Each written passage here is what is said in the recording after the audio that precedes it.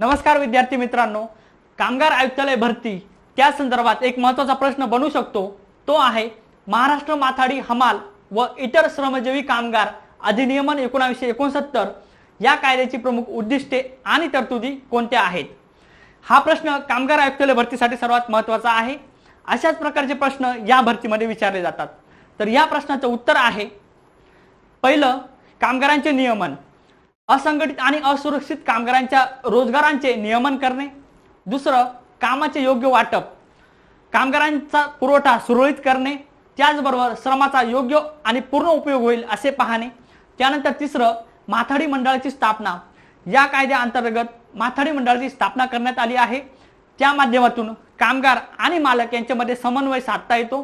त्याचबरोबर चौथं, कल्याणकारी योजना, कामगारांचे आरोग्य, सुरक्षा, त्यांना पीएफ, ग्रॅज्युटी यासारख्या सुविधा मिळाव्यात म्हणून तरतूद करण्यात आलेली आहे।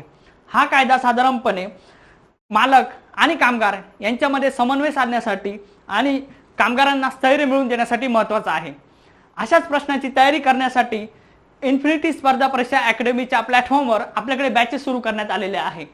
निरीक्षक, लेखापाल, लघुटंक लेखक या पदांची तयारी करण्यासाठी आपल्याकडे रेकॉर्डेड स्वरूपाच्या बॅचेस आहे। लाईव्ह आणि रेकॉर्डेड स्वरूपाची सुद्धा पण आपल्याकडे बॅच आहे। या बॅचेससाठी एनरोल करण्यासाठी आत्ताच इन्फिनिटी स्पर्धा परीक्षा अकॅडमी हे ॲप डाउनलोड करा आणि अधिक माहितीसाठी खाली दिलेल्या नंबरवर संपर्क करा। धन्यवाद।